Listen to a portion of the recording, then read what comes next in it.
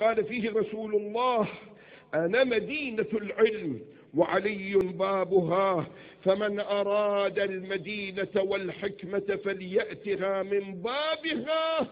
وفي يوم ولادته 30 سنة بعد عام الفيل، لما خرجت السيدة الطاهرة أمه من جوف الكعبة وعلى يديها علي يتلألأ وكأنه النور، ونزل أبوه أبو طالب سلام الله عليه ونظر يخاطب ربه. أبو طالب المؤمن وهو مؤمن قريش نظر وقال: يا رب، يا ذا الغسق الدجي والقمر المبتلج المضي، بين لنا من حكمك المرضي ماذا ترى في اسم ذا الصبي. وإذا بسحابه ظهرت من بعيد، قائل هذين البيتين هو الله.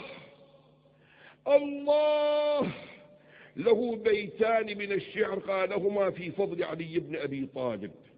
ماذا قال الله؟ قال الله: خصصتما بالولد الزكي والطاهر المنتجب المرضي، واسمه من شامخ علي. علي اشتبت بنا العلي.